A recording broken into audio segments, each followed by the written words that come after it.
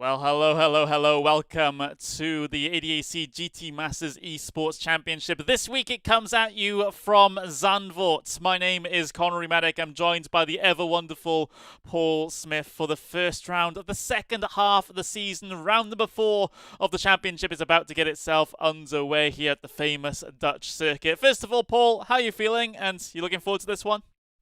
Yeah, I'm looking forward to this one a lot. I mean, it's going to be tricky to overtake around here, and we'll discuss that at more length a little bit later on. But I mean, what a first half of the championship we've seen so far here in the ADAC GT Masters Esports Championship. It's certainly been thrills and spills for a lot of those drivers out there.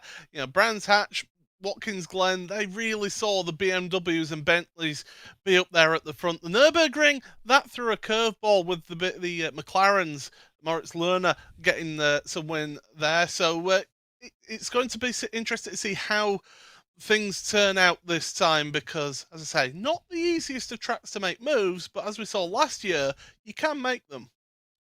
Yeah, absolutely. And, well, we'll see how easy it indeed is for the drivers out there once we get into racing mode here today. But we've got qualifying to get out of the way first. Before we get to that, though, let's have a look at the point standings coming into this, because it did change up a little bit.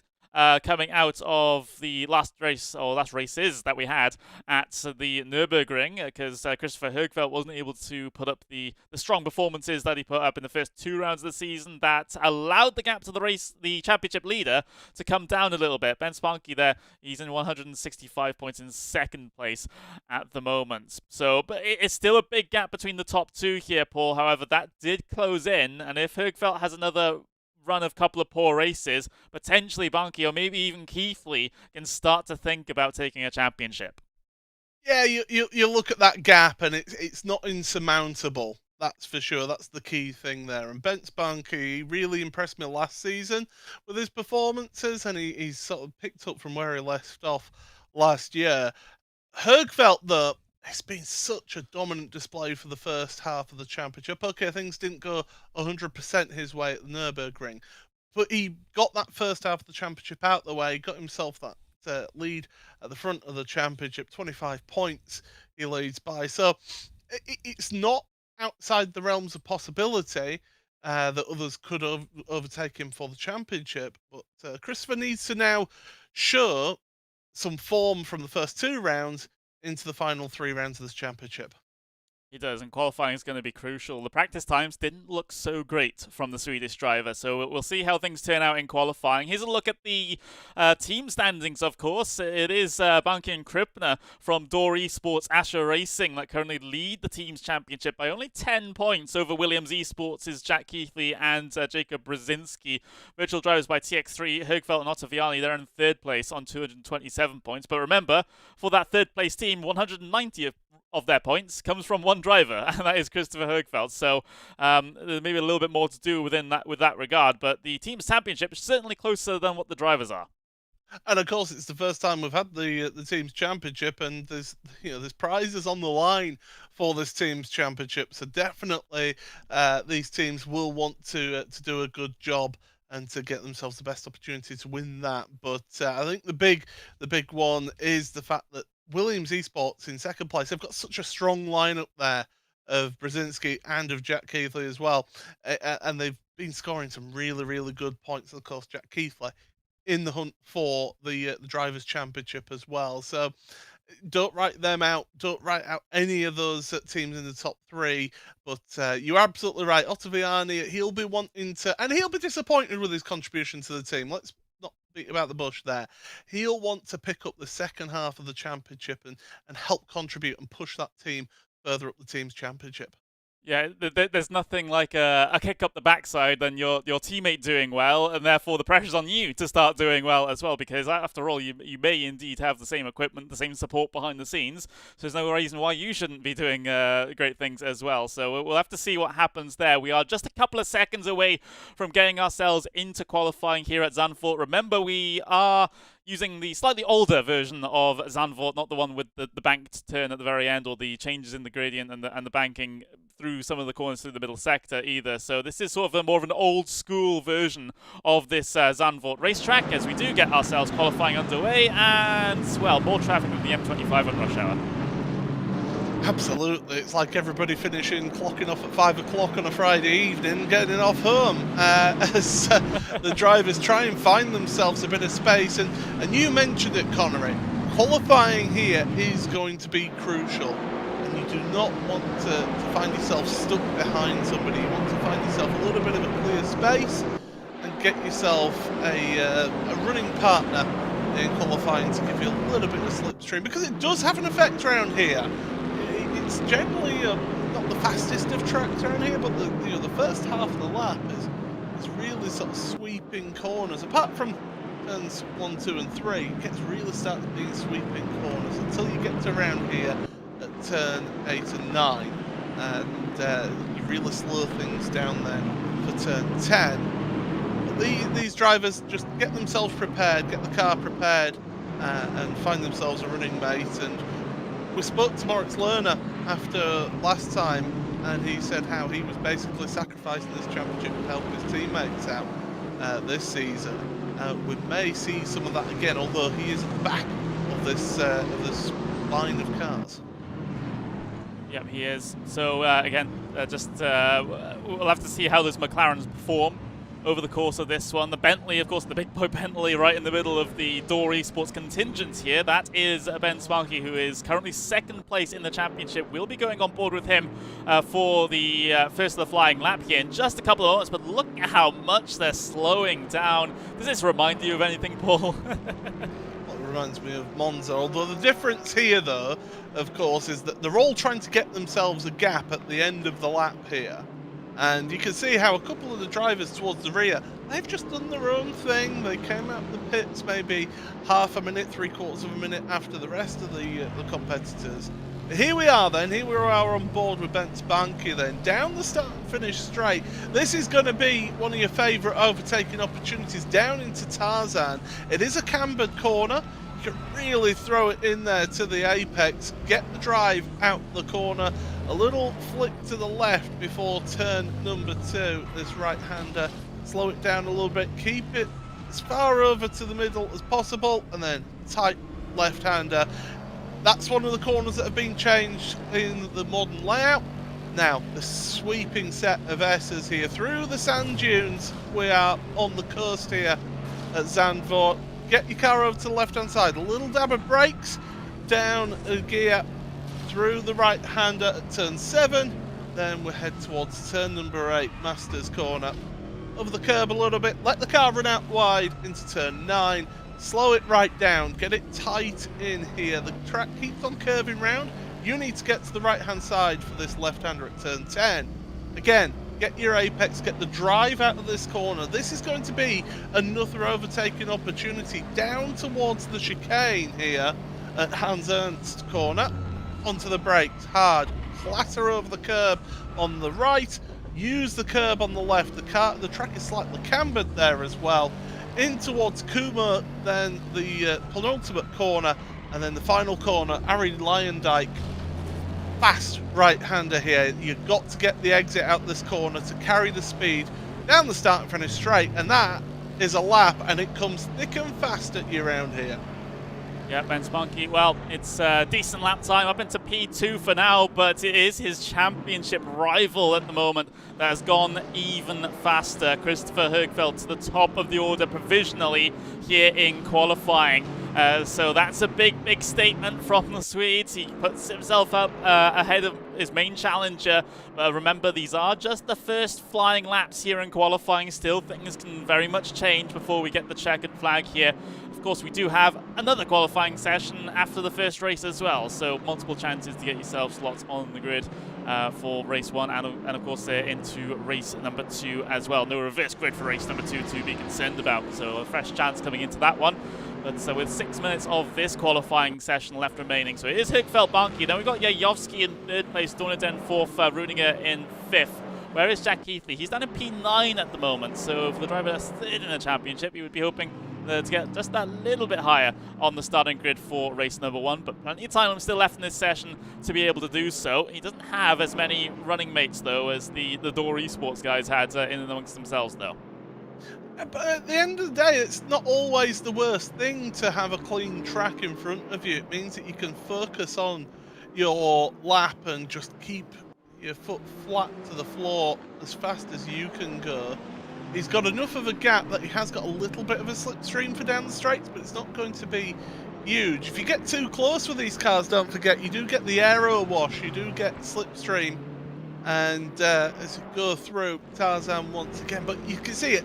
Jack Keithley is 9th. He only needs to improve 8 thousandths of a second to move up into to 8th place. So it shows the gaps that are involved here. I mean, 1.5 tenths off of pole position. This series, I keep on saying it each and every round, people are going to get bored of me saying this, but it's incredible how close this championship is in terms of the driver skill out there. Exactly. You've got top 5 covered by 1/10 of a second. You've got 2/10 of a second running it down, covered the top 12.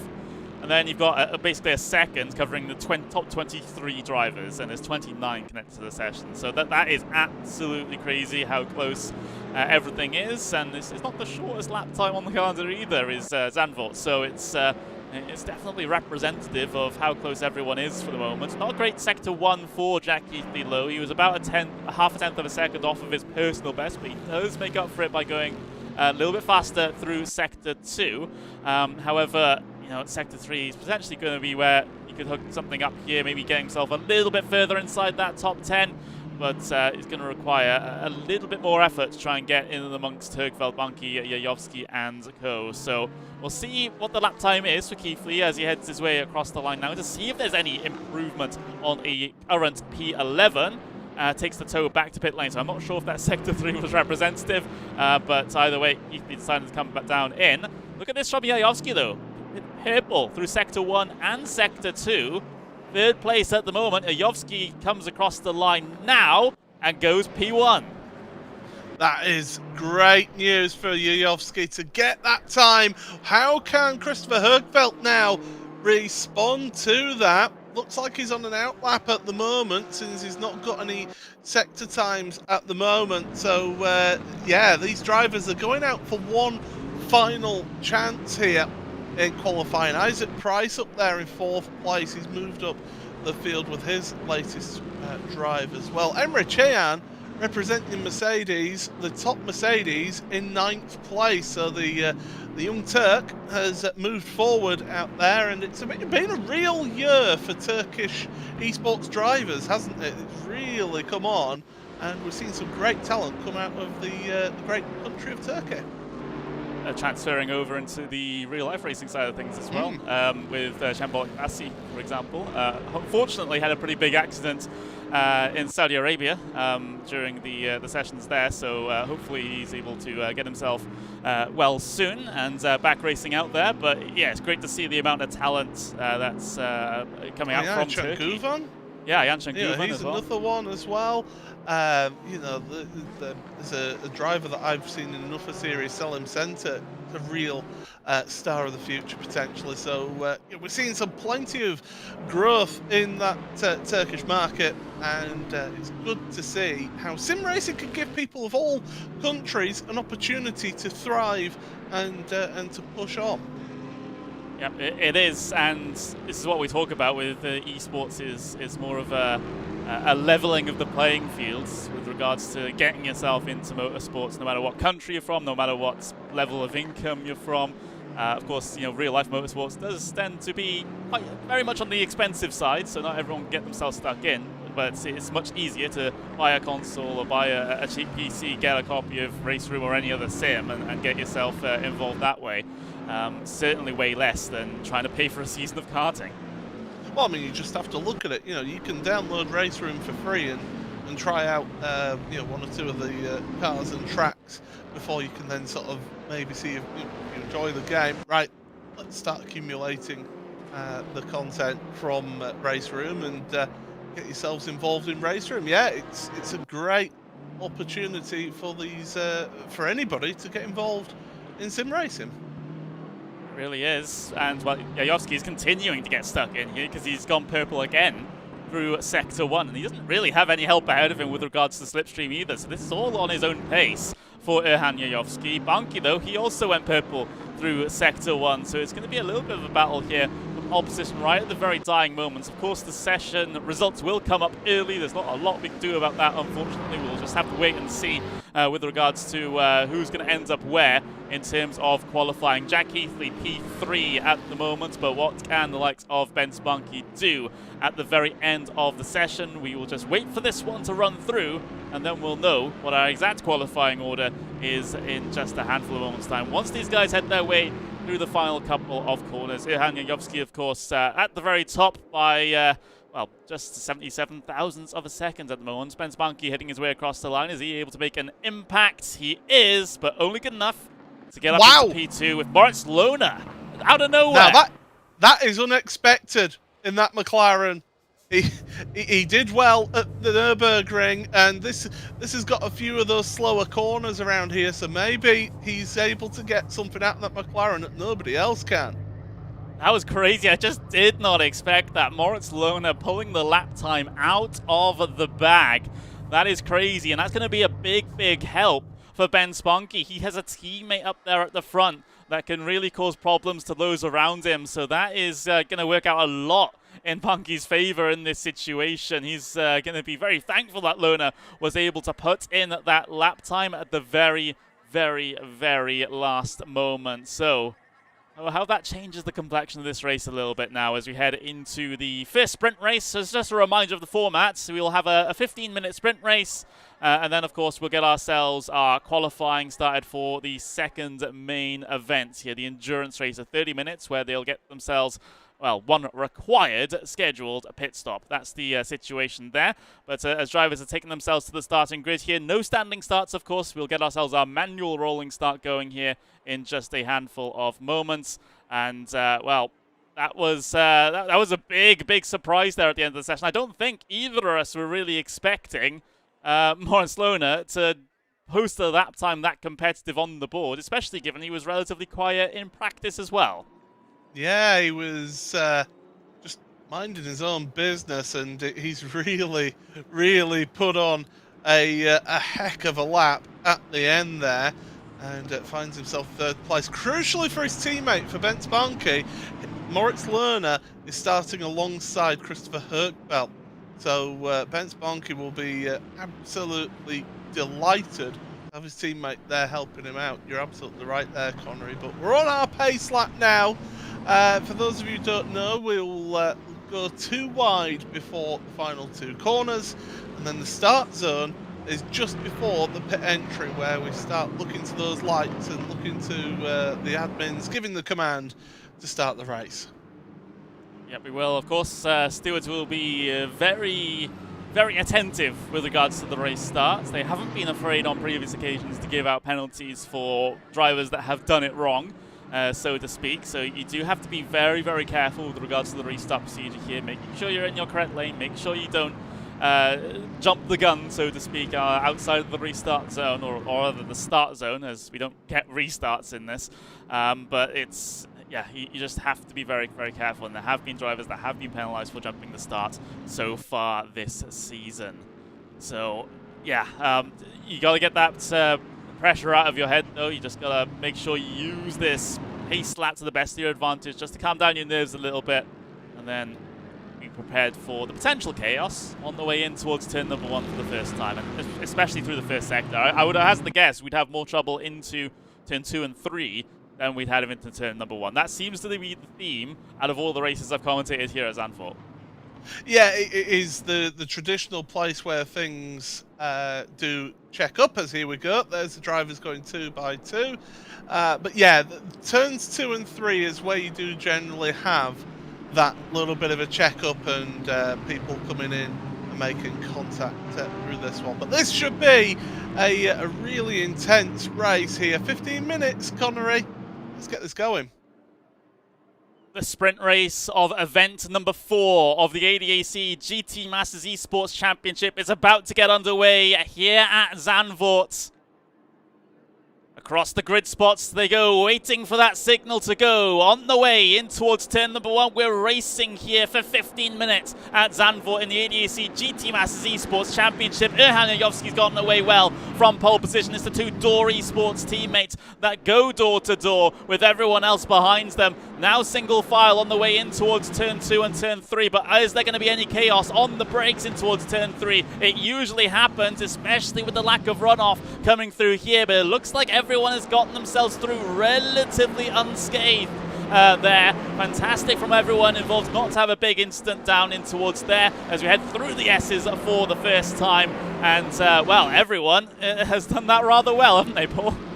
Högfeldt got caught napping a little bit there. He allowed the Williams Esports car to go through down the inside of Jack Keithley. Again, one of those championship competitors getting ahead of Högfeldt. It's not panic stations for him, and yeah, that's really not ideal. The thing that Högfeldt can't allow to happen now is Dornaden to come past and bring Krippner and others along with him. Yeah, exactly. Exactly. As we see Nikodem Wisniewski sending one down the inside of Krippner, so that will keep Krippner preoccupied for now and maybe gives Dornaden a little bit of breathing room, considering the entire pack is still in this one big single file train at the end of lap number 1 then. Everything calm and collected at the moment, but that usually is short-lived in a series such as this one, where everyone is indeed so close across the timing line. They come couple of little looks up and down the field on the way in towards turn number 1, but no major moves being made. Pajic trying to defend from Fiducci back here. Fiducci trying to send it down the inside, and well, rather on the outside, and potentially gets it done. Yes, he does. That is for P18. Yeah, and through he goes. So, yeah, that Bentley of Fiducci getting ahead. Two Williams Esports cars, Wisniewski and Brzezinski together. These two certainly know each other very well indeed. You won't see them attacking each other too hard. They'll be just working to move forward in all of this. They want to look ahead. They want to try and get themselves further up this field. And, of course, as you mentioned, Connery, no reverse grid in this series this season. So that means, and we've seen it pretty much every round, a little bit of a mixed-up grid for the second race. And certainly, what we're seeing at the front is Jajowski doing a sterling job, pulling out almost 3/4 of a second gap. Yep, he has. And Jajowski, well, he'll be laughing all the way to the bank with regards to that time, as it looks like if he can pull that up just a little bit further, potentially a relatively simple sprint race for Jajowski, but Löhner certainly isn't one to let someone pull away from him. 9/10 of a second as they head their way across the line now. Löhner, of course, you know, what he said in our interview after the last weekend, and you mentioned it as well, Paul, you know, his task is to help his teammates win the championship at this point due to the error in the car choice, or other him not getting his car choice submitted by the deadline, I believe, was the issue there. So therefore McLaren it is, and you know, that's why he thought it might be faster, but it just isn't. So Ben Spanky, the highest placed Dörr Esports car, you would have thought Löhner, if he's not able to catch up on towards the back of Jajowski, you'll have absolutely no problems with giving the P2 away from Spanky if helping teammates in the championship is the actual correct case. The problem with doing that, though, is when you're in such a tight field, you've got to be careful not to let Jack Keithley through at the same time as well, because Keithley, don't forget, he's only 20 points behind Ben Spanky in the championship himself. So, you know, you've got to play it cool and play it right as to where and when you do try and make that move.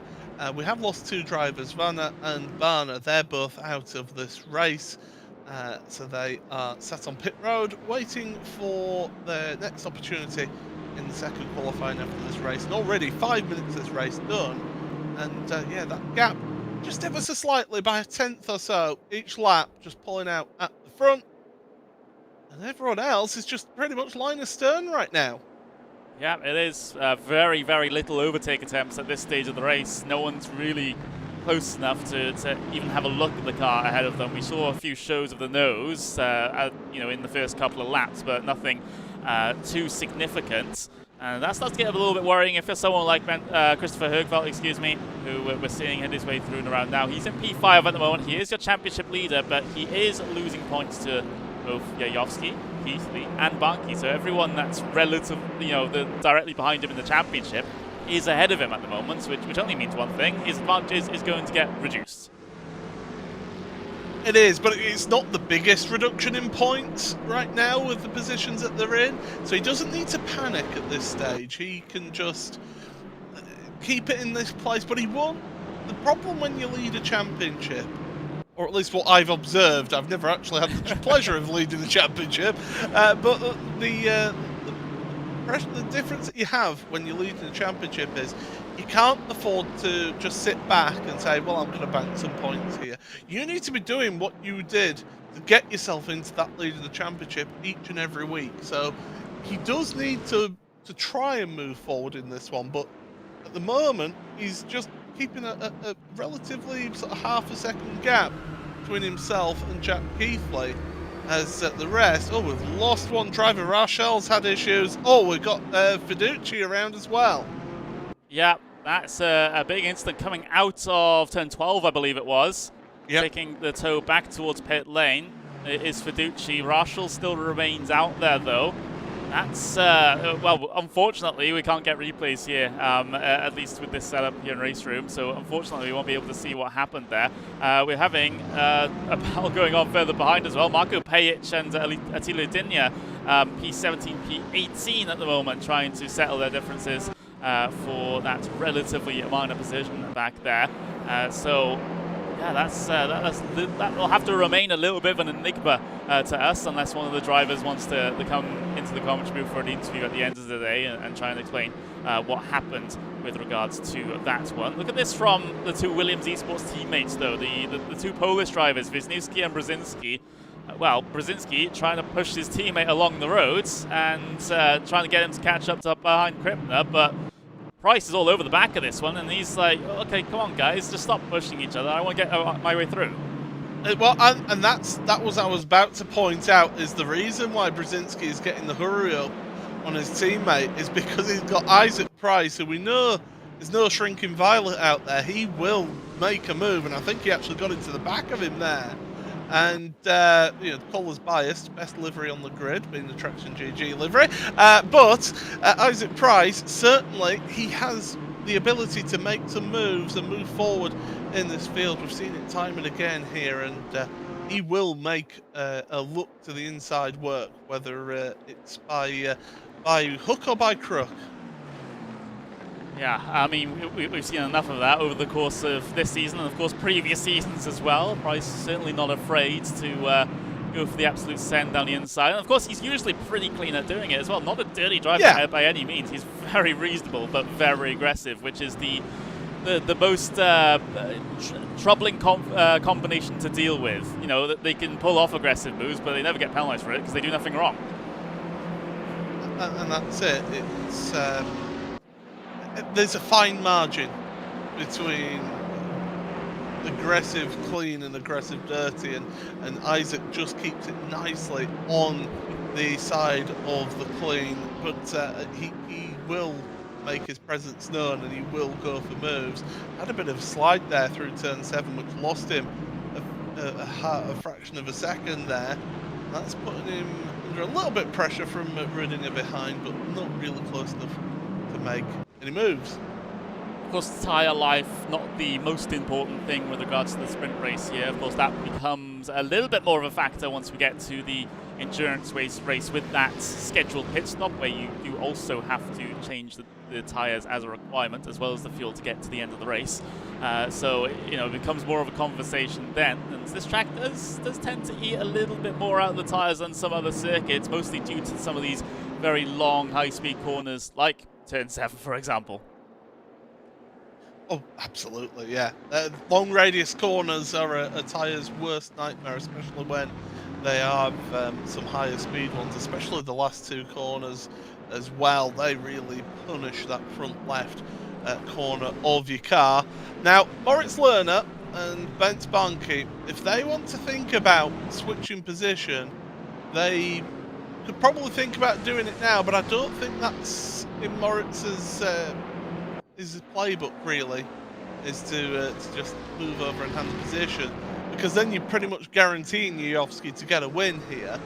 While they're out there, they can still keep on pushing, but Yuyovski with that 1.5 second lead right now, it's proven to be just a bridge too far for Moritz. But they have been able to pull out a little bit of a gap to Jack Keithley. That's why I think in the next lap or two, Moritz Löhner may want to just ease off the throttle down a straight, allow his teammate through, and then come in back behind him. Yeah, because Barnkeep does have a little bit of a gap behind him now, back to Keithley. There is a little bit of a space where Moritz Löhner can slot in behind and be okay and not risk too much the aggression from Jack Keithley behind. But we'll see what the situation is here, because they might not even necessarily do the swap between the two of them. They might just say, okay, Moritz Löhner, this is a well-deserved P2, you might as well take it. But we'll have to see how that works out with regards to championship.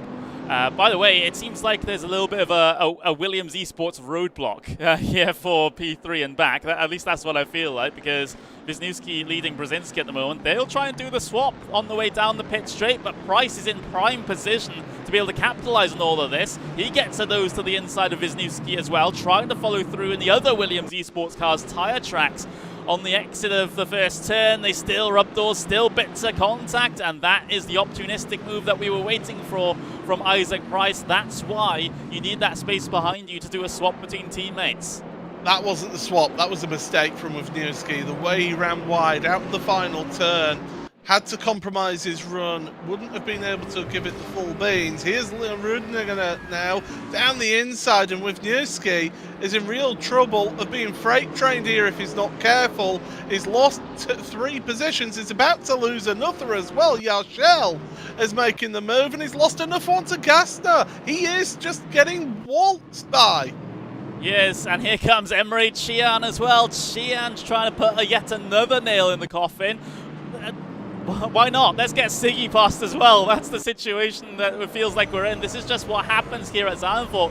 When he caught offline, you just get absolutely freight trained, and now Siggy to the inside of the Audi S, basically the turn 11, turn 12 complex. Well, he is in the Audi, the only Audi apart from Adam Pinces further down through the field in this race, and now he's going to still stick it towards the inside through these final couple of corners now.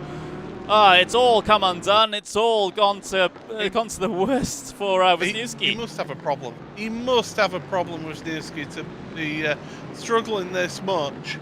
So he must be having issues out there. Yeah. It does look like his car's crabbing a little bit as well. Now, whether that's a connection thing, I don't know. But he is carrying on fighting. Give him credit. He is fighting every driver that's wanting to come past him here. But that is what, 8th place down to 16th in the space of a lap.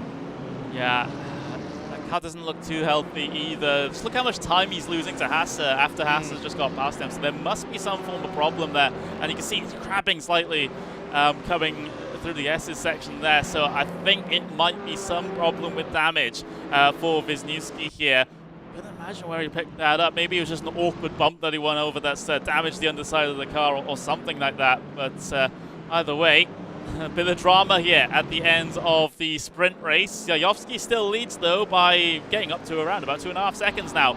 It's been an absolutely exemplary race from the driver from the Republic of Macedonia.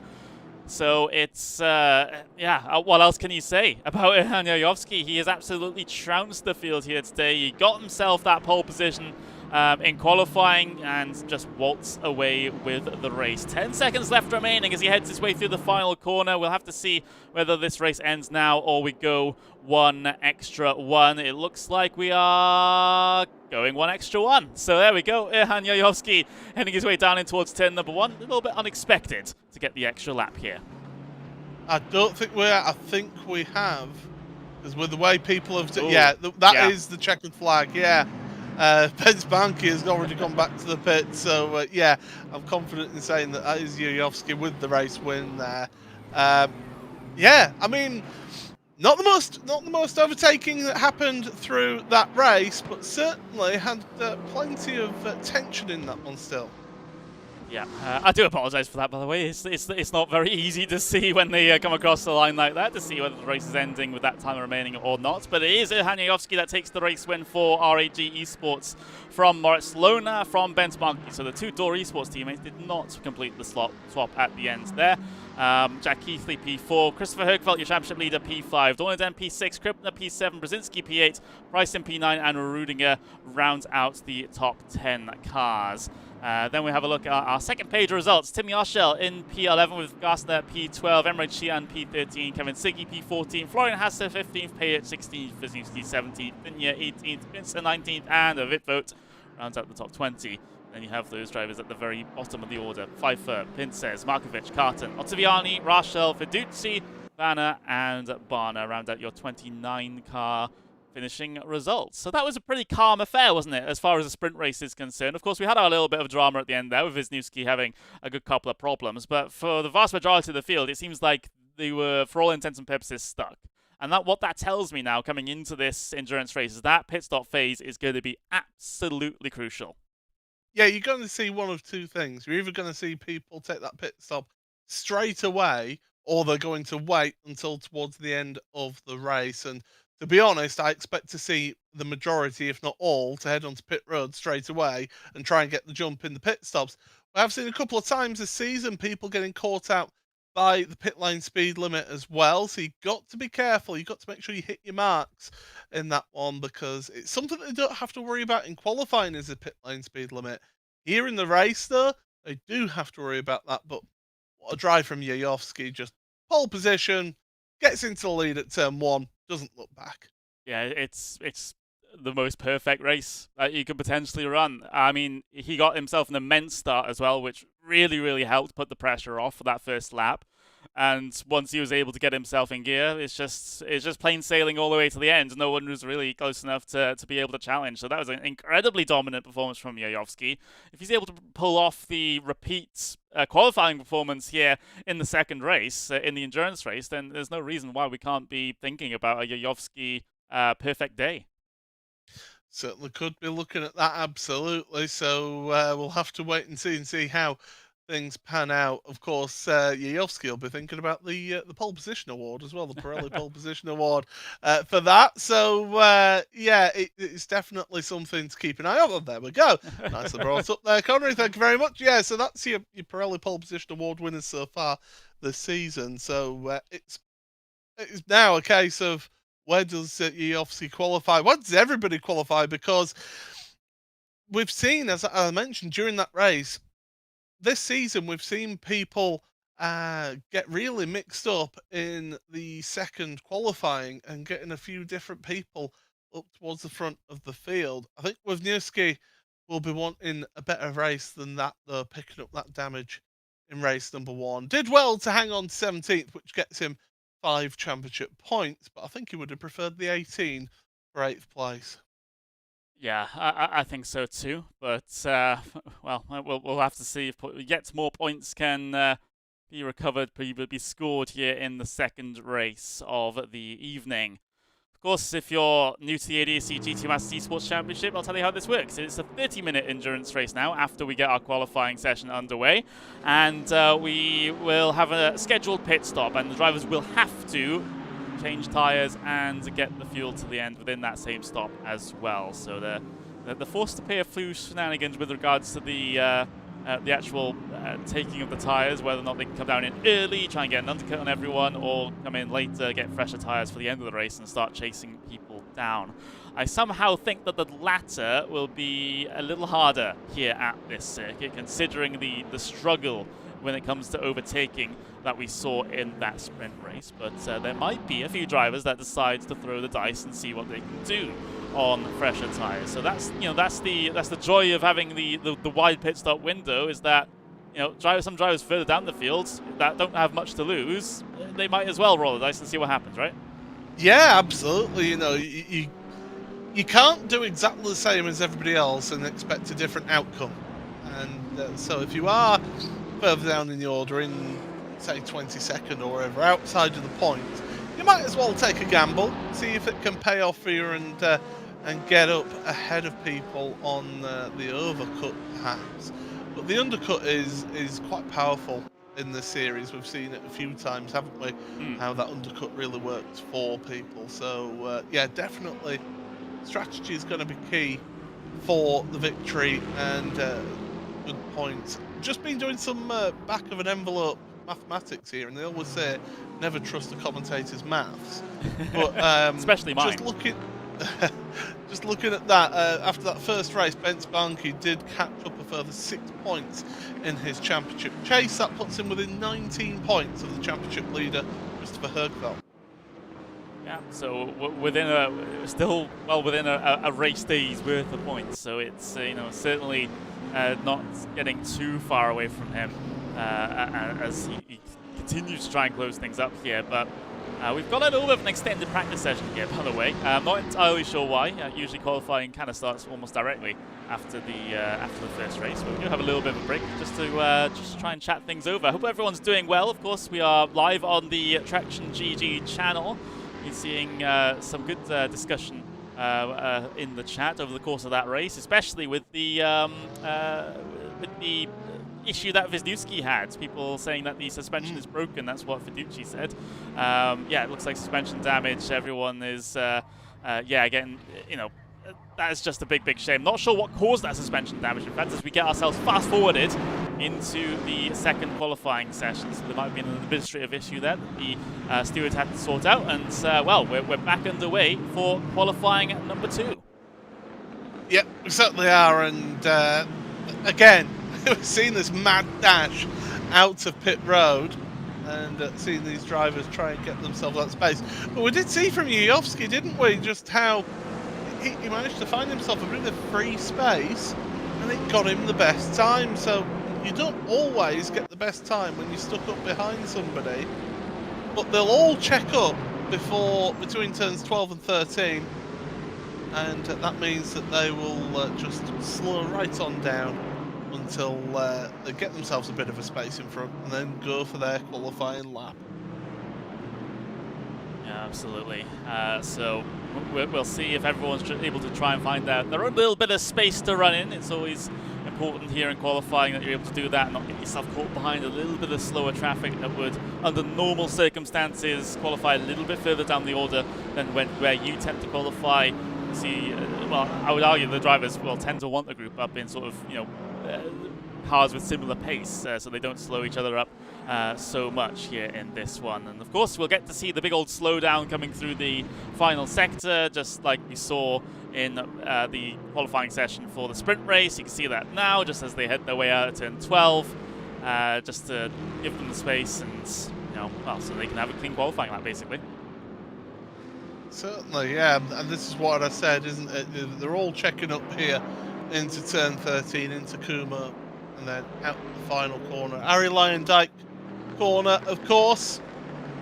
The famous race driver Harry Lyondike down towards Tarzan once again. So this is where we're going to start seeing those first lap times coming in, and people will want to get a banker in now.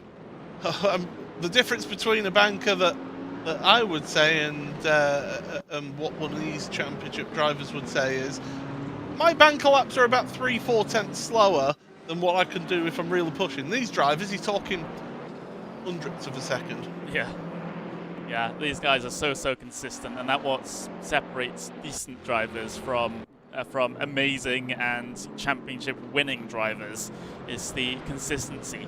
For the most part, you can be fast over one lap, but if it takes you 20 attempts to get that fast lap, then it's pretty much worth nothing in the grand scheme of things. However, if you can get roughly towards that fast lap 20 times in a row, then that's looking a lot more positive for you when it comes to things like race pace, for example. So, that's just the situation. These guys, practice hours on end, hours and hours and hours with hundreds of laps sometimes, just to prepare for these sorts of events. And all that preparation matters a whole bunch, again, to build up that consistency in the first place, because it doesn't come out of nowhere.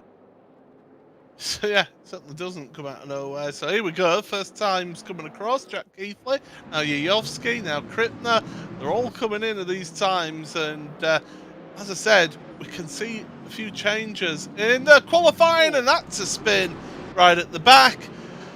That's not an ideal way to end your first lap. And now if you're that driver, you're on the back foot now, because you've only got 7 minutes remaining to get your lap time in. And of course, with qualifying in this series, once that clock strikes 0, that is it. Yeah, it is. Well, someone should tell our qualifying graphic that. But heading his way across the line now is Leon Rudinger, as purple through sector 1. That's a decent time there from Rudinger, up into P4 on the starting grid for race number 2. So for the first flurry of times, we see Krippner at the top of the order with Wisniewski, then Banki, P3, Löhner down in P8, so maybe he's hoping for another last-ditch attempt to get the lap time on the board, so to speak, here. And of course we see, where is Ben Sparky here? So Ben Sparky's P3, seeing where Jack Keithley is. Jack Keithley's P6 at the moment, so things are a little different compared to what we saw at the end of the first qualifying session. But then again, at the end of that first qualifying session, we did see a couple of changes in those last few laps. Yeah, and Christopher Högfeldt, look at that, down in 17th place. That's right, 17th at the moment. Yeah, 0.4 of a second between them, so yeah, definitely be interested to see how he gets on here as cars get out of his way. He's on an outlap here as Christopher, so this is all going to be about the hot lap that he does.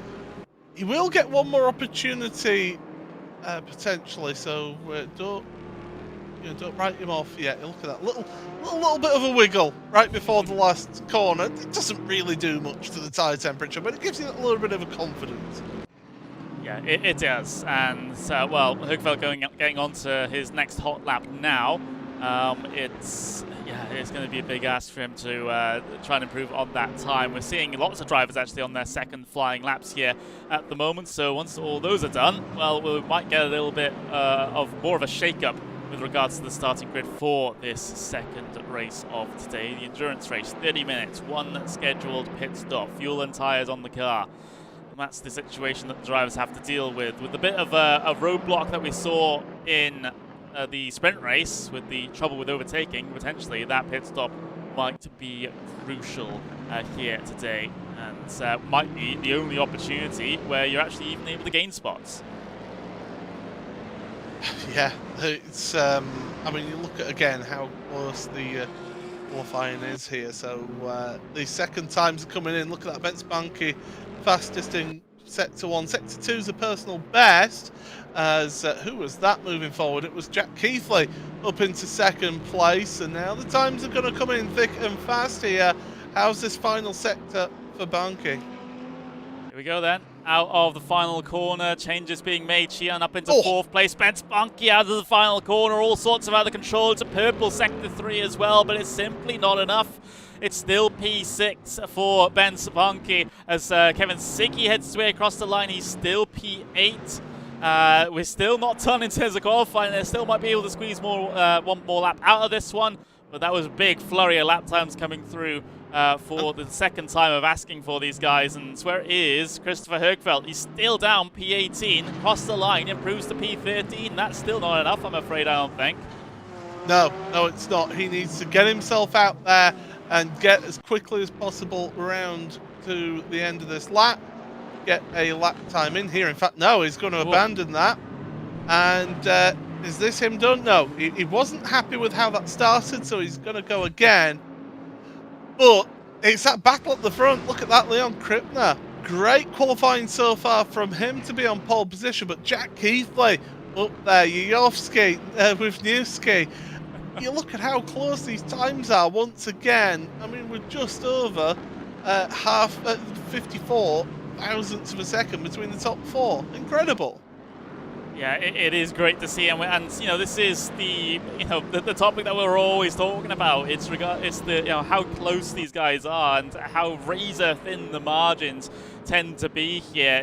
Just because a driver is in the mid pack doesn't mean that they're a slow driver by any means. It's just that everyone is so close that even, for example, 2-3 tenths of a second off the leader will mean you start in mid pack rather than up the front of the field. In any other official session, starting, 3 tenths of a second off the race leader, you'd still be top 5 or something, wouldn't you?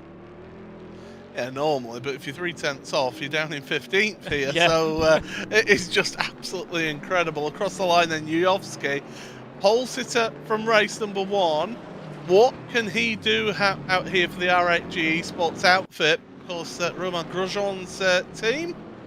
He'll be looking on fondly at how his team's performing, and he'll be liking this upturn in form for Han Yuyovski out of turn number 3, heading through the S's. We'll see that first sector time very shortly to see whether it's any improvement here as it goes through the right hand. As just a little dab of the brakes into the right here. There's that first sector time. Let's have a look and see what comes up. It's a personal best, but 13 1/1000ths of a second off of pole position right now. That's about what Keithley is on his total time off of Krippner. So, again, margin's just so small here. Yuyovski winding his way through this middle sector now. Let's see what he's able to do. There's Jack Keithley, who's more towards the end of the lap, but he hasn't put up any sort of improvement in the first 2 sectors here, so he's likely going to dive that down and in. Yes, he is. So no change for Jack Keithley. Krippner is done as well. Same with Wisniewski, Chian, and Bonke. They are all done. They are down on towards the pit lane now. So Yuyovski might be one of the last challenges with regards to those top couple of positions. Another personal best through sector 2. It's about 400ths of a second off once again, so this is not looking at all likely, and this is a crazy sector 3 for Erhan Yuyovski. Heads his way across the line now. Oh! It was a crazy one as he goes towards pole position. Erhan Yuyovski at the very, very end takes himself pole position. He is our, Pirelli Pole Award winner for today. It means 4 different drivers have gotten themselves race 2 pole positions over the course of this season now. That's just crazy, just how quickly that changed right at the end there. What a final sector from Erhan Yuyovski. That was sensational. Crucially though, Christopher Högfeldt, your championship leader, way down in the mid-pack here today. I think he was 15th, no, 12th in the end. Did manage to improve his time towards the end of qualifying, but still, he's in that mid-pack. That is not where he wants to be. It absolutely isn't. That is a big, big issue for the Swedish driver of Christopher Högfeldt. It's going to be a potential big loss of points here in race number 2 unless he's able to recover a good handful of positions. So a climactic end to qualifying, shall we say. Yuyovski at the very last moment getting the lap time in, going pole position for the second time here today. He's on for a double race win. That is crazy, crazy stuff. And when you consider Yuyovski, well, he is 4th place in points at the moment, a little bit further adrift of the top of the standings than some of the other drivers. But this race will be a big, big help in closing up that gap. Oh, it certainly will, without a shadow of a doubt. Don't forget, it is 40 points for a race win here in the ADAC GT Masters Esports Championship. So, when you consider that he got 40 points last time and Högfeldt in the last race got 24, that's a 16-point gain for Yuyovski out there. So we thought that the championship was just between the front 3, but Erhan has said, hello, I want a piece of the action as well. Yeah, for sure. It's been great. Cause, you know exactly what I said before the start of this broadcast, where we were just talking idly off air about this, about the drivers and things like that. I said we haven't seen much from Erhan Yuyovski this season. He hasn't done all that much. I think you might have heard me, Paul.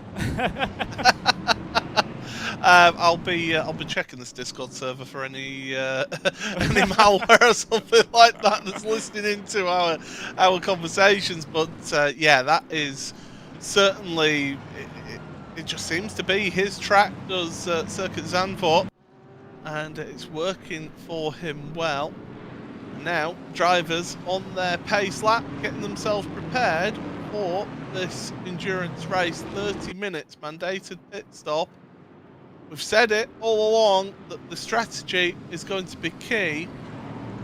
And right now, Yayovsky is in the prime seat at the front of this field. Yayovsky just needs a repeat of a sprint race, basically, at least for the first stint of this race, just to pull away by those couple of seconds, give him a little bit of breathing room with regards to when he can come down on towards the pit lane, because then he doesn't have to immediately respond to anyone. He can just, pull out another lap or so, get a little bit fresher tires for the last stint, and then just continue to pull away as a result. Or you can just come down in and cover everyone off, and that is still a valid strategy as well. So it gives you a lot of leeway if you're able to get away at the front of these fields when it comes to pit stops. So Yayovsky, like I said, needs to repeat that sprint race and get away from everyone. That will be the easiest way to win this race for him. But of course, you have Krupner behind now. You have Keithley that's starting from third now instead of a little bit further back. You got Wisniewski and Sheehan up there as well, with Banki P6 looking to try and improve positions. So potentially a lot of shuffling can happen in and amongst this front grouping. It's not the same order that we saw in the end of race 1. And this is what we've seen week on week, isn't it, in this championship? The first 3 rounds, or first 3 weeks of the championship, we saw how the second race has really mixed up the order. It's been great to see that here. And now the drivers getting themselves set for the start of this second race.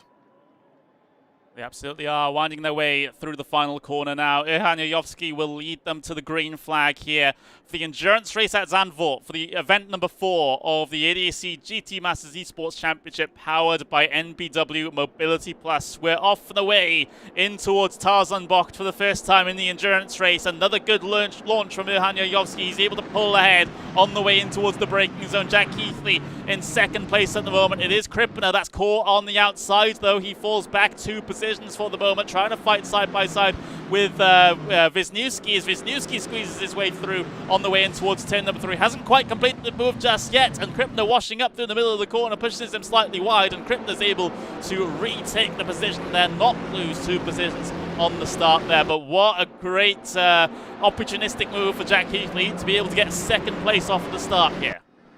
And we saw Jack Keithley in that first race as well, able to get the jump on Christopher Hergfeldt that time, this time only on Kripner, and it certainly worked out for him nicely, did that one. But the rest of your field, I mean, we're already lost Tim Yarshel and Rachel as well. Ottaviani's dropped down the order as well. He's had dramas, he's been in the gravel trap there. Hopefully he'll be able to get back running and get going. But there's plenty of moving further down the order. Kevin Siggy is having a barnstormer with Barner. I like the way he said that, side by side, in towards the slow speed section here. The Audi S at 11 and 12. Barner losing out in that instance. Has to be worried about Gaster behind as well now in the green and whites, and also black on that car of BMW. And then Moritz Löhner in the McLaren for Dörr Esports in behind as well. So Löhner didn't have the absolutely crazy qualifying like he had in qualifying 1. Instead, he starts a little bit further down the order, perhaps where that McLaren should be, if we're being completely honest with its performance over the course of this season.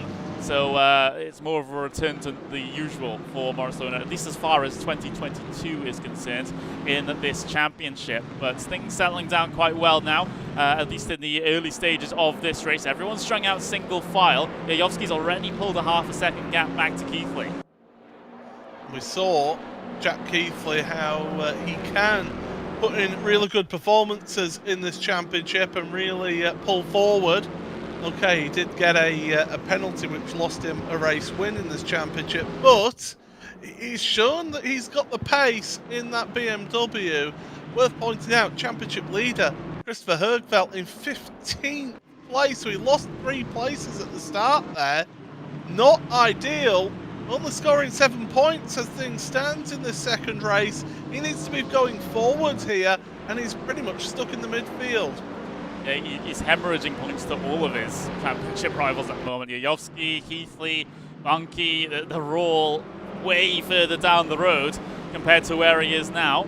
And what makes it worse for Högfeldt is he's got Dornaden just all over the back of him at the moment, and he's losing a little bit of time there to Isaac Price in the Traction GG car, just a little bit further down the road. So this hasn't gone at all well for Christopher Högfeldt. Is this maybe due to experience of not used to being in the lead of the championship and just having just a lack of consistency? We'll just have to see. But for now, at least the facts of the situation are that Högfeldt in 15th place is simply not enough as far as championship is concerned. Oh, it's been an instant back here. Pajic spun around.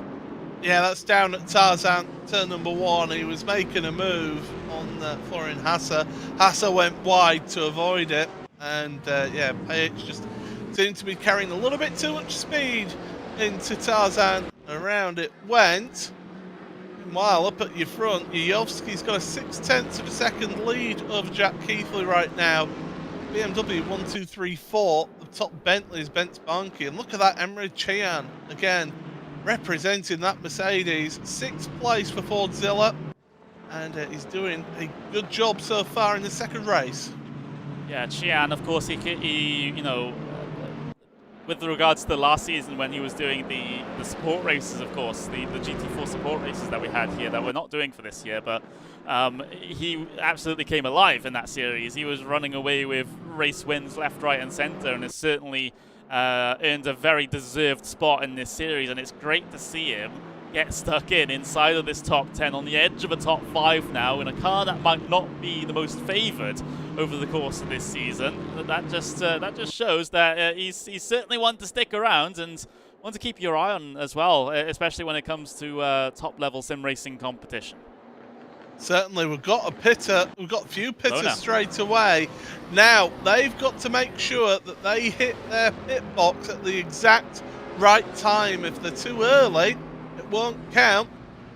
So onto the pit box, and well, we'll have to see how that pans out. But those drivers feel confident that they will then get their pit stop counted, because of course that little icon will appear round about now. There we go. There we go. So we'll see those pit stops down there on pit road. There's 5 drivers down there at the moment, and that's the gamble that you take, isn't it, Connery? Down in that mid pack, you've got to try something different. Yep, you do. And well, some fresh tyres going on those cars, some fuel for the end of the race, and out and away they go. So yeah, the couple of early stoppers. So that is Löhner, Dornaden, Kunze, Vanner, and Pajic had all come down in as at the earliest opportunity, the first opportunity they get to come down in. They've decided, okay, I want to get these, I want to get a stop out of the way with, and I want to continue on my way towards the end of the race. How does the front of the field respond to it, though? Because they didn't come in at the first opportunity. They might not have even been able to, considering how the pit window opening sort of situation works here. So they might even be down in at the very end of this lap. We'll see them head their way out the final corner. We'll see if there's anyone angling towards the inside to come down in. Yujovski stays out. Keithley and Krippner decide to come down in. I think Yujovski will have to respond this lap now. The fact that those drivers have come in behind him, they've basically set the stall out now and said, right, come on, we're going to be on the fresher rubber, we're going to be quicker. You're going to have to respond now, and hopefully he hasn't left this too late, the RaceRoom Sports driver, and he's working his way through now. So we'll keep an eye in the next minute or so as to whether Yujovski heads onto pit road. It's a very, very busy pit lane. We got basically, well, just shy of half the field down on towards the pit lane at the moment. It's very busy stuff down there. I just wish we had like animated pit crews so we could see everyone rushing around trying to get those cars serviced. But either way, everyone getting themselves their pit stop service done and entering back out there onto circuit. Towards this puts Löhner as one of the first drivers to come down in with, well, he's just right behind Siggy. So we'll see how that one works out for Moritz Löhner. But of course, that's not the main feature that we're looking at over the course of this one. It's where and when Johan Yujovski will come down on towards the pit lane. I think it has to be this lap. I really do think it has to be this lap, because those drivers, it just takes a few corners to get the tyres into a little bit of a the temperature window for them to get the most performance out of those tyres, and they will have an advantage. And yep, straight into pit road. This is exactly what I thought he would do. Make sure you're slow enough on pit entry, which it appears that he was. There's a few drivers staying out, so with Wisniewski, Chian, Rudinger, Price, we've seen Price do that in the majority of last year. Högfeldt, it makes sense, Högfeldt staying out just to try get himself a bit of clean air and try and move forward that way. Counter strategy for him, he was in that mid-pack, it makes sense. Yeah, I mean, this is what I said before this race even started. If you're back there, you know, getting yourself stuck a little bit, why not? Why not go for something different compared to everyone else and see if it works out for you? That might potentially be the plan that Högfeldt's going for. Maybe not so much to have fresher tyres at the end of the race to make his way through on everyone, but it's like you said, he's just in clear air now, so he's not getting backed up so much and can unleash some more of that clear air race pace that we saw in the first few rounds of this season, potentially. There's a drive-through penalty, though, for speeding in the pit lane for Martin Barner. So Barner has been penalised for speeding on the pit lane, and now he's in a fight with Mark Kastner as well to add insult to injury. Yeah. I mean, it's easy to do here, apparently. He's going to have a drive-through penalty as well. We've seen pretty much one every round. Yujovski was able to stay ahead of Jack Keithley, by the way, in all of that. You can see that on the left-hand side of your screen in our timing tower. But, yeah, Barner, I mean, coming into the pit road here at Zandvoort, you're carrying so much speed, and then you're hitting the brakes into that chicane on pit entry, and you just get your timing wrong, and that's it. Or even on pit exit as well. You've got to be very, very careful with that. But Yujovski has got, I believe it's just a little bit less than what he went into the pits with.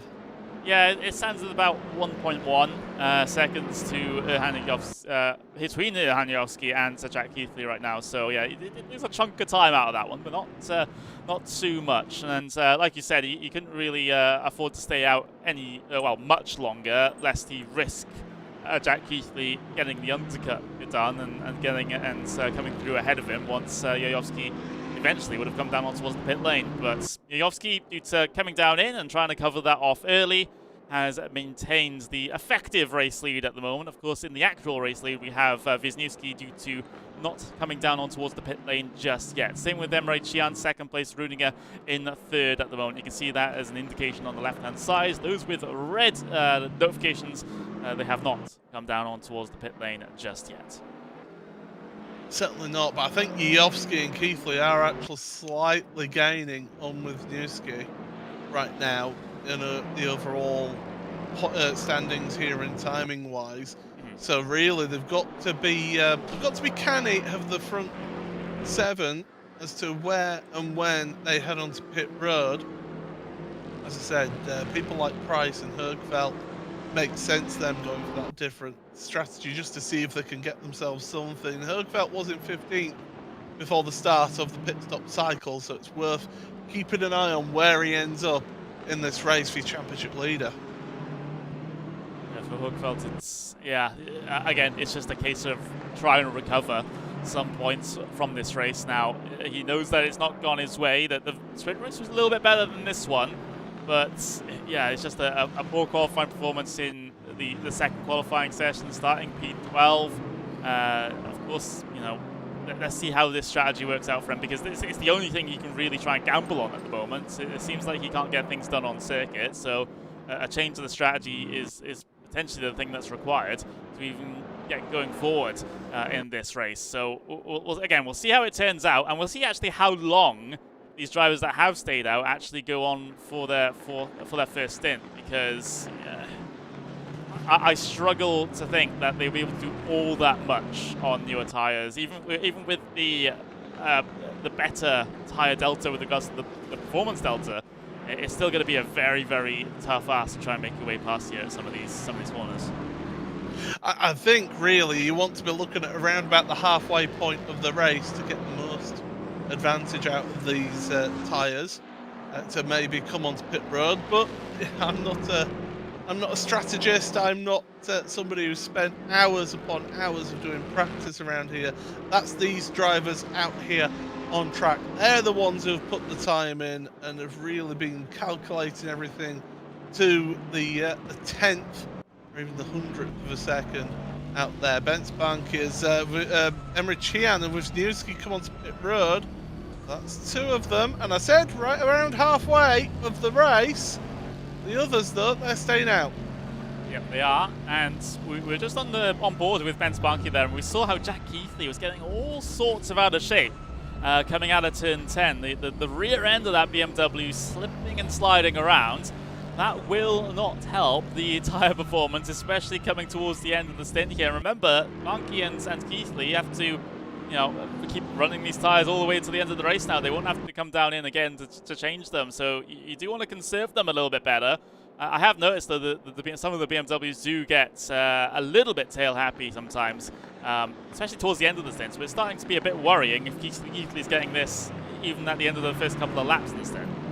And look who's ahead of his teammate after the pit stops. Wisniewski has come out the pit lane right in front of Jacob Brzezinski in exactly the same positions that they were in race number 1. So nothing much has really changed between the two of those. But yeah, with Wisniewski, I mean, once those final 4 pit stops happen, we'll see a little bit of change happen out there. But with Wisniewski right now, same as it was before he had that suspension damage in race 1. Yeah, it is. So, we'll have to see that he actually finishes there rather than dropping back through the field as a result of damage this time around. So yeah, for Wisniewski, we still don't quite know what actually caused that damage at the end of race number 1 that sent Wisniewski further down the order. Yeah, there's Ilhan Yayovski continuing to pull a gap, by the way. He's about 2.5 seconds now ahead of Jack Keithley. It seems like Yayovski is unbeatable here at Zandvoort, at least with his current pace. So last time out we saw Moritz Löhner being pretty much unbeatable at Nürburgring. We saw Christopher Högfeldt completely unbeatable at the opening round of the championship at Brands Hatch. So it really is a real mix-up as to how drivers are getting on. Leon Roedinger, by the way, out at the front, privateer. And certainly distinctive livery, you won't miss that one, as is Isaac Price's as well behind. These drivers have yet to pit. Now they're about 38 seconds ahead of Yayovski, so they're not going to come out of the pits where Yayovski is. They're going to be coming out around sort of the Moritz Löhner, Gassner, Peducci sort of space. Yeah, they will, and well, just to tell you the difference in lap times, Ilhan Yayovski did a 1:36.1 on that last lap. No one is anywhere near him. Let's just say that no one is anywhere near him. The rest of the field are doing 1:36.5s at best, which is absolutely crazy. So that just goes to show the difference between Yayovski and everyone else at the moment. Of course, it's influenced somewhat that these guys at the front are still on their old tyres. There are no signs of them coming down on towards the pit lane just yet. Högfeldt is, though. Okay. Högfeldt, what's he going to do with this? Where's he going to come out? He was in that sort of Dorniden Hasse battle, Leon Krippner as well. He was around before the pit stop cycle started. So yeah, we'll keep an eye on where he comes out of this one. As we got Bence Bankier. Yeah, he's lost ground. He was with Jack Keithley. He's dropped back now.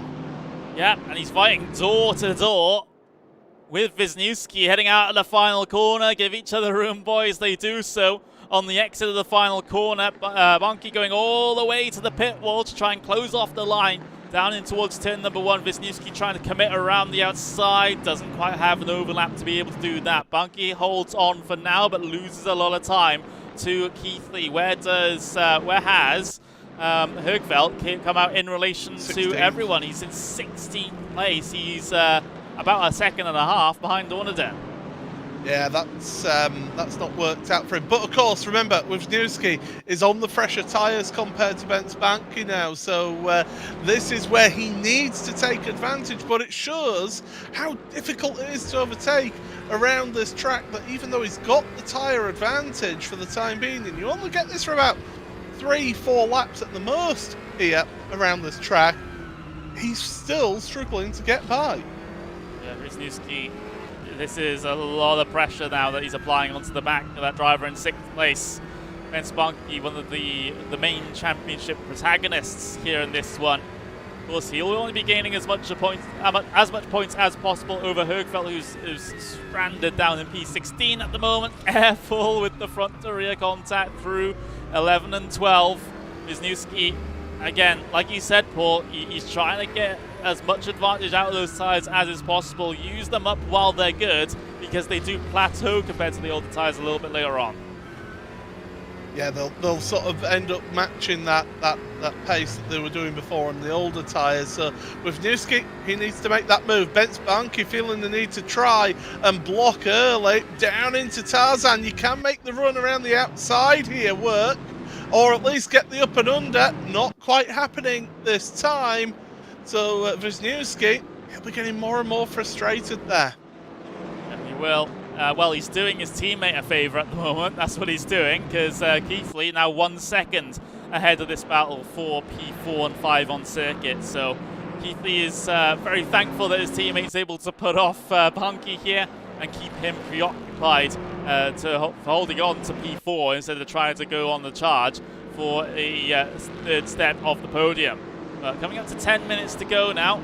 Isaac Price is the only driver that has not come down on towards the pit lane, and this is more like what we've seen from Isaac Price in seasons gone by, isn't it? He heads his way down on towards the pit lane now, pretty much the last time of asking, and interchange the tyres. Meanwhile, Bunky and Wisniewski, they're still going at it.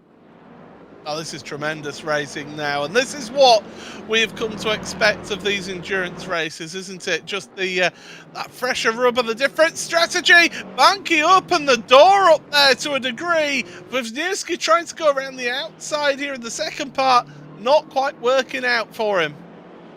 We were complaining a little bit about the lack of fighting in the sprint race. Now we've got it here in the endurance event.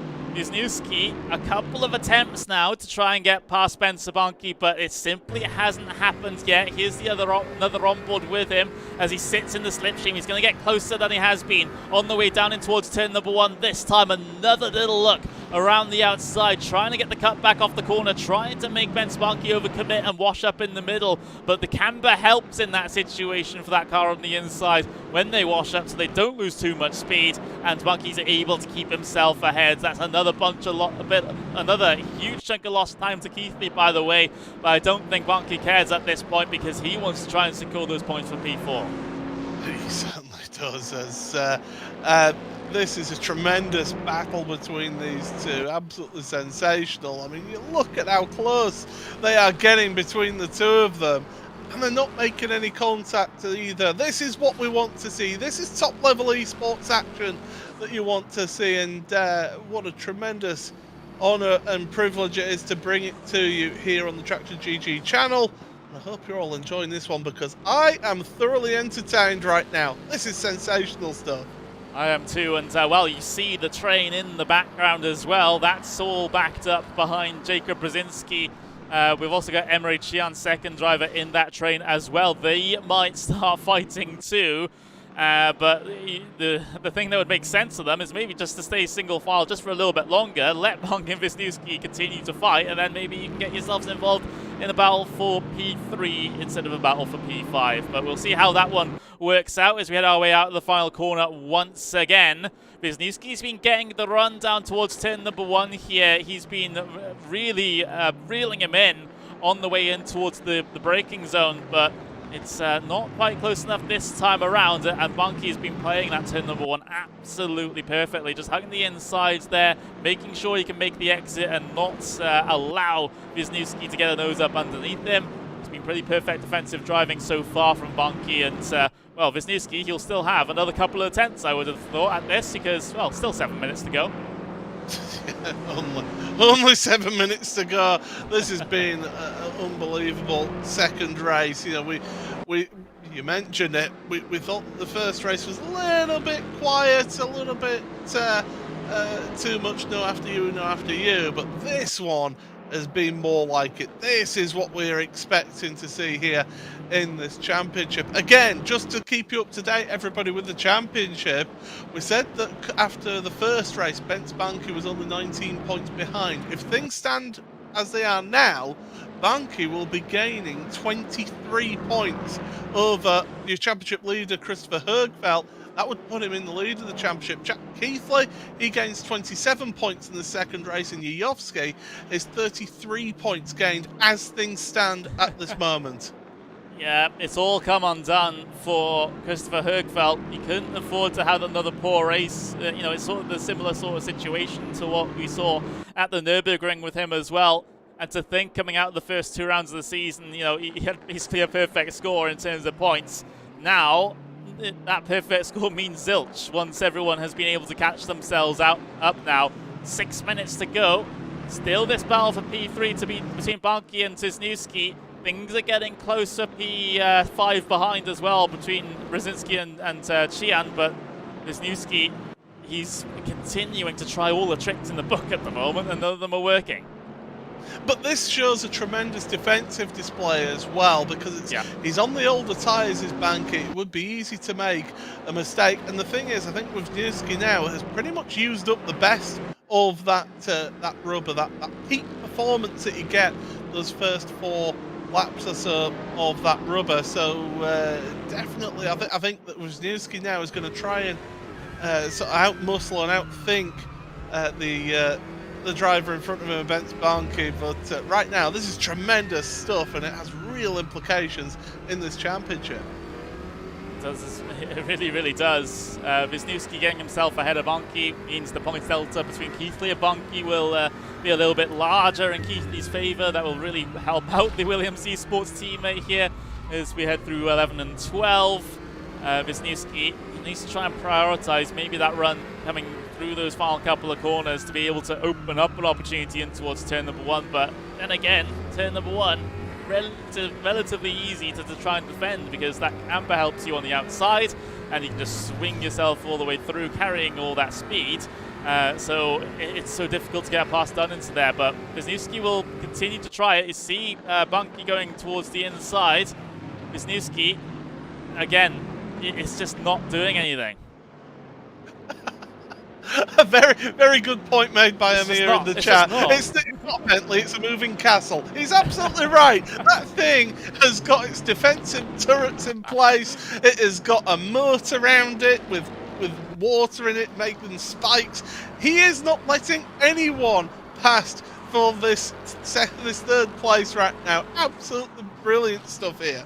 No, both of them caught about half a second up to Jack Keithley on that last lap. That just shows how much Wisniewski's pressuring Banki, and Banki's having to drive the wheels off of that car to try and keep him behind.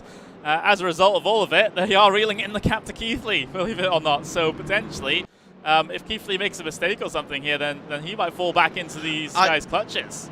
I think Keithley's just decided that Yayovsky's way ahead. I can't catch him, but I can help my teammate out. And remember, Keithley is fighting Banki in the championship here, so every little bit helps in terms of his performance against Banki. So if he can help his teammate Wisniewski get past Banki here, then certainly the two teammates will work together.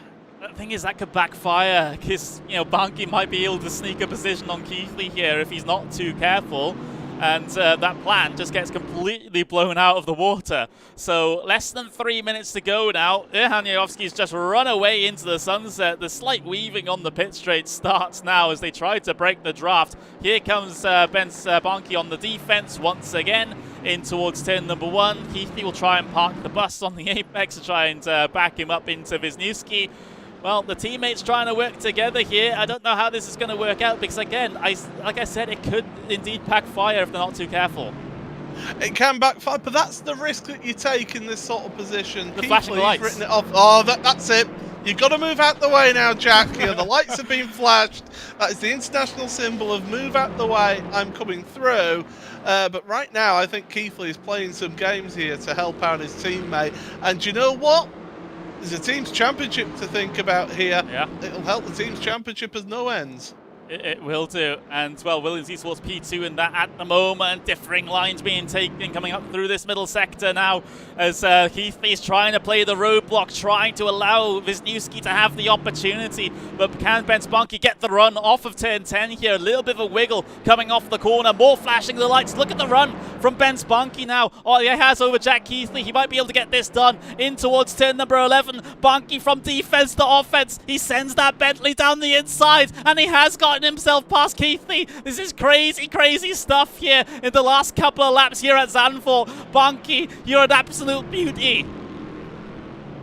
Wow, that is absolutely sensational. It's not over yet, though. We've seen how wide that Bentley is in front of one Williams driver. Now he's got to do this defence against two Williams drivers out there. Absolutely sensational stuff from all three of them. Wisniewski gets into the back of his teammate, who gets into the back of Banky. Banky gets pushed wide. It wasn't intentional, that's for sure, but that is what can happen when you run so close. Incredible. That is incredible. That's just the strength of character for Banky to be able to pull off that move and keeping his calm through that situation through turn number 1 where he got nosed into a little bit by Jack Keithley. Of course, it wasn't Jack Keithley's fault. He was run into from behind by his teammate, so there's nothing doing there. But as they head down the hill then, 30 seconds left remaining on the clock. We do have to check to see where Erhan Yayovski is, because where he comes across the line is absolutely crucial here in this one. 20 seconds left to go. He's heading his way through the middle sector now. Is there going to be a swap between the two Williams Esports teammates here? No, there isn't, as Wisniewski nosed his way down towards the inside. Keithley keeps himself ahead for the moment. Banky, he does have a bit of a gap here as well. Might be able to try and capitalize on all of this. There's the confirmation that this is indeed the final lap of the race. Erhan Yayovski, we haven't talked a lot about him because of all the situation that was going on behind, but it's the man from Macedonia that has a perfect day here at Zandvoort for event number 4 of the ADAC GT Masters Esports Championship, powered by EnBW Mobility Plus. Erhan Yayovski scores maximum points here today. But I gotta say, driver of the day is Ben Spunky, who holds on for P2. Not only holding on, improving position in the last couple of laps up into P2 as the Williams Esports plan backfires in their faces.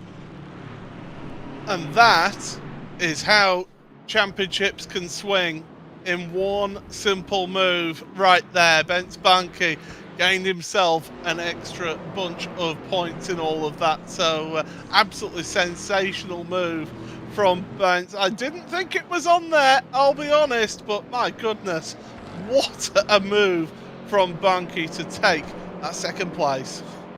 That was incredible. We set that up in our commentary, didn't we? It could backfire. Didn't really expect it to happen. Erhan Yayovski P1, Ben Spunky for Dörr Esports P2. I think there's going to be there was a lot of shouting of jubilation in the Dörr Esports Discord or TeamSpeak or whatever they use after that, because that was crazy. Keithley P3, Wisniewski P4, Brzezinski P5. It's a string of 3 Williams Esports cars from P3 to P5. Chian P6, Sigi P7, Löhner P8, Rudinger P9, Gassner P10. Where did Högfeldt end up, by the way? All the way down in P15 for your championship leader at the end of the endurance race. That is a whole bunch of lost points, and, well, I think we can say that he's lost the championship in terms of the championship lead at the end of the day, but we will get the full calculations from Race Control in short order. Oh, that was one of the more crazy ends to these races, Paul, I get the feeling. Yeah, we didn't expect to see that, did we, after that sprint race, that's for sure.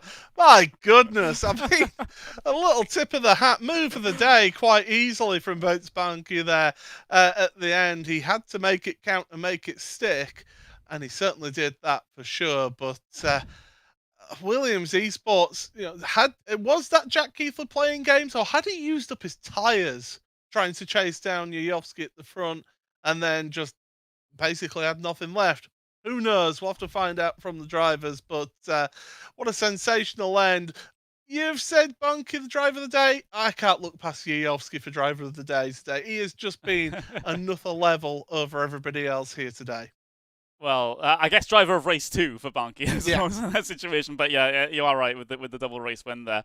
But it's and of course the Pirelli pole position award for Johan yeah. as well. So there's the updated graphic with it. So we've had 4 different pole position sitters for race 2s over the course of this season. Of course, it is the driver with the most pole positions that gets themselves a prize. So that's still very much wide open at this point. I remember we had at the end of the last season, we had everyone have completely separate we had basically everyone different for pole position at the end of that season, and it was only at the final round where we got Moritz Löhner get another pole position, so he was able to get the award. It might be a similar sort of situation here today as well. We will get the word on the fastest lap award as well, because that does have €300 bonus, I believe, as well. So that would be a good payday for whoever's able to get that. I'm guessing, just an off chance, I'm guessing it's Yayovsky. I would expect so on that one. I will say Bence Bonke then gained 27 points at the end, and Jack Keithley 23 points in the end at that race, and Yayovsky with a 33-point gain on Christopher Hergfeldt, who was your championship leader going into this round. Again, don't trust the commentators' mathematics. We'll leave that to the administrators. They're the ones who have got the spreadsheets and will give us that up-to-date point standing. But what a swing in the championship we've seen in the last 2 rounds. You know, we thought it was going to be all Christopher Hergfeldt all season after those first 2 rounds at Brands Hatch and Watkins Glen. But then last time at Nürburgring, he struggled, but we saw that the BMWs were struggling around there anyway. But here today, it was definitely a BMW track, but he just couldn't put the time together in that, especially in that second race. Yeah, something needs to happen with Hugfeld to try and get some form of pace back for these next couple of rounds of the championship, because we've only got 2 more to go. We've got Silverstone, and then we've got Monza for the final rounds of the season. So there's not a lot of time to try and recover things here. Yes, he's still got a healthy points. He's got a healthy amount of points in the championship at the moment. He's still up there. However, we'll see how still up there he is once we get the word from race control. But he's made it much more difficult now for these final 2 rounds of the season. Silverstone, Monza, how's that going to work out, especially with the balance performance and things like that? I mean, that's where you're really going to be spending so much time now, just trying to work all that one out. Silverstone is a real slipstream track as well, so you're going to be seeing lots of packs of cars together. And Monza, I mean, obviously that's a slipstreaming track, but you need to be good on the brakes at Monza as well, and have good drive out the corners. And we saw that Bentley. It was really, really good at getting stopped and getting out of corners, which what helped Bence Banke be able to take that second place in the end. Of course, Bentley tends to have quite a bit of grunt, which will help out for sure at Monza. Once we get there for the final round of the season. Still date unconfirmed, of course. We'll get that to you as soon as we are able to. Excuse me. But all we're waiting for now is just a confirmation of the point standings from Race Control. And in fact, I do have them. So let me quickly download this and make sure that I can get it up on screen for you in just a handful of moments here. Because, it is a change of a championship leader at the end of today. We didn't really expect it coming into this one, given the advantage that Christopher Hergfeldt had over the rest of the field. There it is right now. So Bence Banke, 229 points. That is only 4 points ahead of Christopher Hergfeldt. Jack Keithley, P3 on 202, and Erhan Yayovsky with a double race win here today. He's on 191, so edges just a bit closer to the top 3. So things are tightened up once again, and for the first time in the season, we have a different championship leader. This time, it is Banke. Yeah, it certainly is. 38 points covering the first 4 drivers right now. So with there being 40 points for a race win in this series, and of course 2 races per round, so 80 points available. It certainly is going to be quite the thrilling end to this championship. You know, we had a pretty close championship, didn't we, with Moritz Löhner last year. Well, not last year, but the year before, should I say, when he won by that solitary point. But last year, Löhner, was able to pull away. But that right now that's opened up a Pandora's box for the championship and has really set this one up for the final 2 rounds. The final third of the championship. Who would have thought already? Yeah, absolutely. So next time out, we will be heading to Silverstone. And what's a perfect 2 tracks to end the season on? We head to Silverstone, then we head to Monza, both tracks that are full of overtaking opportunities. It is going to be absolutely crazy. I'm hoping we get to see more Ben Spunky style passes like we saw in that last race there at both Silverstone and Monza, since they are very, very conducive to being able to do that as circuits. So I'm certainly very excited. Of course, Silverstone is going to be on the 12th of April. So in just a couple of weeks' time, we'll be going to Silverstone for our penultimate round of the season. Have you got high hopes for that one, Paul? I certainly do. I mean, it's the home of British motorsport, and it is such a historic venue. And we've seen so many great races over the years come from Silverstone. And as I say, a very slipstream friendly track is that one. So you are going to see those battle packs form together out there, and it's going to be very tricky for somebody to be able to walk away at the front compared to this week at Zandvoort. It absolutely is, but we will have to wrap things up there. Thank you very much for joining us for the 4th event of the ADAC GT Masters Esports Championship, powered by EnBW Mobility Plus for 2022. The championship is heating up into our next round when we head across the channel. We head to the UK, we head to Silverstone, and, well, we'll certainly be there for it. Let's hope for more great action, but for now, we'll have to say goodbye.